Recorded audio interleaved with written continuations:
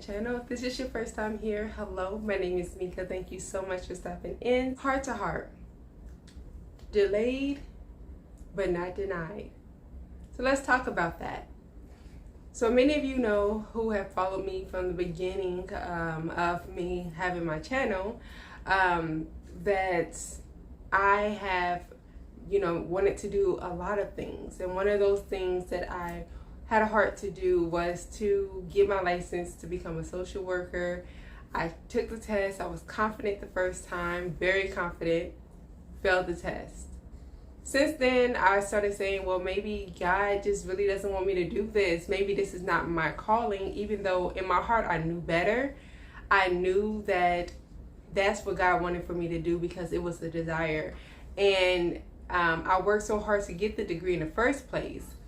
And I just couldn't figure out why, but I think at that time when I look back on it, I didn't know what to study. The test is so broad. I just assumed since it was right after college that I learned everything I needed to learn. But knowing what I know now, you have to go above and beyond studying, getting study groups and, all the extra things to really get a grasp of what the test is like and what type of questions that may appear on the test and how to attack those questions so that you are able to get the correct answer and pass the test. So, but I knew that this time, but the first time I didn't know. No one really tells you. And they just say, oh, read this book and, study these words and, just make sure that you know the steps in the process, the helping process and things like that, and you'll get it. That's what we taught in college. So there wasn't really anything additional to help us to really study for the test, so to set our minds up to study for the state exam. So I didn't know that. So when I went in, I had read the entire SBAR book when I had more than enough information to pass the test. Well, that was not the case. I ended up not doing well. I didn't even know how to answer the questions because I had the education, I just didn't know how to apply it. So I was really upset, I was really hurt, but I was like, you know what, it just, in that moment I immediately gave up and said, it just isn't for me. And I think in a lot of times, a lot of cases, we all do that.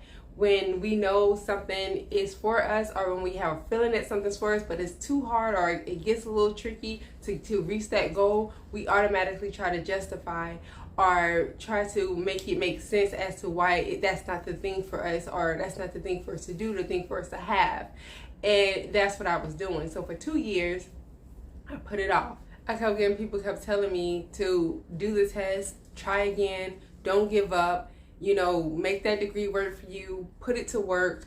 We need more social workers and etc. I kept pushing it up because I was angry. I'm like, y'all don't know what I went through the first time, because for one, the test is expensive, and then failing it takes a huge toll on you. That's where I was at emotionally and mentally, and I was just getting tired of people saying it. And so I was just like, you know what, God, I'm gonna just do it. But if I don't get it this time, I can't keep putting myself through that, because it is not easy. I had made a vision board 2 years ago, and on that vision board I had mentioned that I wanted to take my test, become licensed.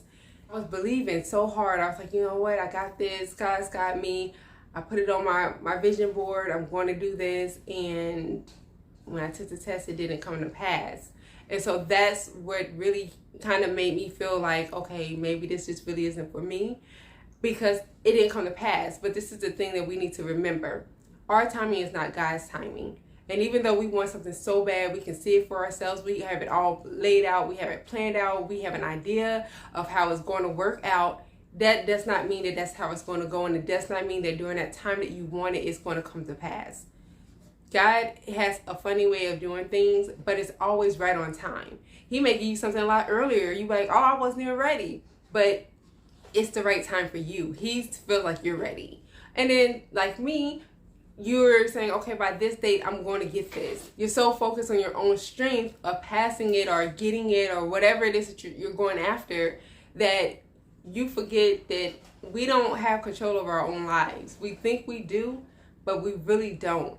So that's what had happened. And so when it did not happen, I just started saying I was just denied. But then now, fast forward to this year, on July 29th, as many of you already know, I passed the test.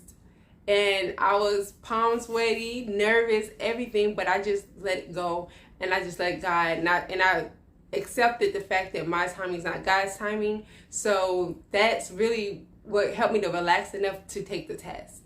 And I passed it.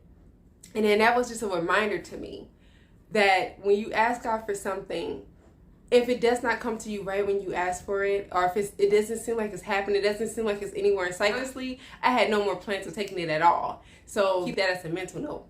But just because you don't see it and it doesn't make sense to you, or if you feel like God has forgotten about you because you prayed about something and it's been a year or two, or whatever the case is going on, and you feel like he's just not listening to you, he is. And he showed that to me. He proved that to me by doing what he did, by making sure that, I went back. I had the money to pay for the test. I got everything in line. I went back, took the test, and I passed it. I prayed for this years ago, and it didn't come to pass. I put it on my vision board and had my date set out that was when I was going to get my license. It did not work out that way because I had to have faith. I had to lean on faith. And the first time I was leaning on self. I was extra confident, fresh out of college, you know what I'm saying? So I was already like, you know what? I got this. Like, I would pray about it, but I wasn't really asking God, what do I need to do? This time, that's what I did. I started praying about not only passing the test, but Lord, what is it that I need to do to study for this exam? Help me change my mind when I'm having those negative thoughts. Help me to replace those negative thoughts with positive thinking, and to help me to get through this. Show me the way. I just started praying for everything coming from all corners, not just help me pass the test. I wanted to pass the test, but still know why I passed the test. I wanted the knowledge. I wanted the education. I wanted to know how to actually, in real life, how I would handle certain situations. So that's what I started praying for, and God just started showing me all the study groups and all the study tools and all the different things that was available for me to study and to pass the test. Started applying myself, and I started investing in myself, paying for study groups, paying for extra courses, paying for practice tests,